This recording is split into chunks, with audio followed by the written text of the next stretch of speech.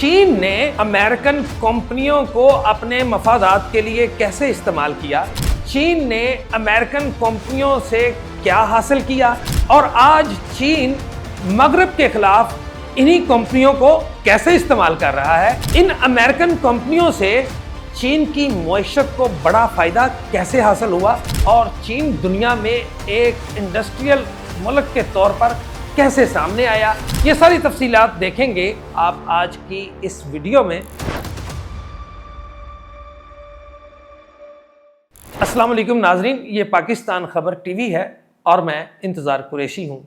नाजरीन, कोई वक्त था जब ये समझा जाता था, दुनिया ये जानती थी और दुनिया भर में ये तासर पाया जाता था कि अमेरिकन कंपनियां दुनिया की वाहद ऐसी कंपनियां हैं जो लोगों की ज़िंदगियों को तब्दील कर सकती हैं टेक्नोलॉजी के ज़रिए, जिनका टेक्नोलॉजी में कोई मुकाबल नहीं है। और ये वो कंपनियां थी जिनसे अमेरिकन इकॉनमी को बहुत बड़ा फ़ायदा भी होता था। नाज़रीन, चीन ने अपनी स्ट्रेटेजिक पॉलिसीज़ में बेहतरी लाते हुए इन कंपनियों को अपने मफादात के लिए इस्तेमाल किया।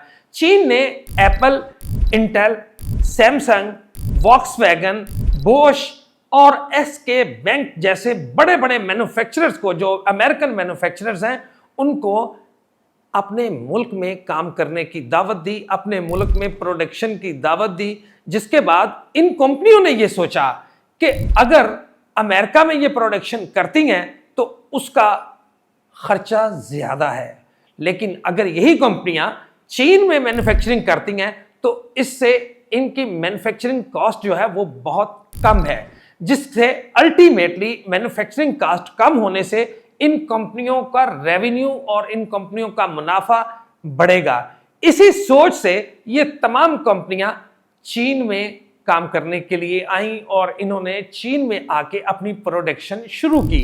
नाज़रीन, चीन ने बड़ी ही अक्लमंदी से, बड़ी ही दानिशमंदी से इन कंपनियों से ना सिर्फ इनकी टेक्निक्स ली, ना सिर्फ इनकी टेक्नोलॉजी ली, ना सिर्फ इनसे इनकी सप्लाई चेन सीखी, ना सिर्फ इनसे मार्केट मॉनिटरिंग सीखी, बल्कि इसके साथ साथ उन्होंने इन कंपनियों के ब्रांड को भी अपने मफादात के लिए इस्तेमाल किया। और आज चीन मगरब के खिलाफ इन्हीं टेक्निक्स को जो उसने अमेरिकन कंपनियों से सीखी थी, उसी टेक्नोलॉजी को जो इसने अमेरिकन कंपनियों से सीखी थी, आज मगरब के खिलाफ बतौर हथियार इस्तेमाल कर रहा है। ये चीज़ इन अमेरिकन कंपनियों के जहन में नहीं थी। ये अमेरिकन कंपनियां सिर्फ मुनाफे के लालच में अपनी प्रोडक्शन यूनिट्स को चीन में ले आई।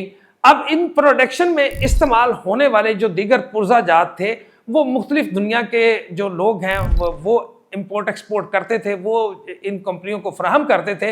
अब नाजरीन, इसमें डेवलपमेंट ये हुई है कि जो दुनिया के दीगर ममालिक के लोग इन यूनिट्स को मैन्युफैक्चरिंग में इस्तेमाल होने वाले दूसरे पुर्जाजात दे रहे थे, अब वो ख़त्म होता जा रहा है सिलसिला। और अब इनकी जगह, इन ममालिक के इंपोर्टर और एक्सपोर्टर्स की जगह अब चाइनीज़ इंपोर्टर और एक्सपोर्टर सामने आ गए हैं और चाइना के लोग इन कंपनियों को प्रोडक्शन में इस्तेमाल होने वाले पुर्जाजात फराहम कर रहे हैं, जिससे चाइना की इकॉनमी को तरक्की मिल रही है, चाइना को माशी फ़ायदा हो रहा है और चाइना की टेक्नोलॉजी में भी बेहतरी आ रही है। आपने नोट किया होगा नाजरीन, आप फ़ोन एप्पल का लेते हैं, आप फ़ोन सैमसंग का लेते हैं, इसी तरह से आप गाड़ी वॉक्सवैगन की लेते हैं, इसी तरह से आप कोई कंप्यूटर इंटेल का लेते हैं, लेकिन उसके पुर्जों के ऊपर मेड इन चाइना लिखा होता है। उसका हरगिज़ ये मतलब नहीं है कि ये चाइना का ब्रांड है, बेसिकली तो ये अमेरिकन ब्रांड्स है, लेकिन इनकी मैन्युफैक्चरिंग, इनकी प्रोसेसिंग, इनकी प्रोडक्शन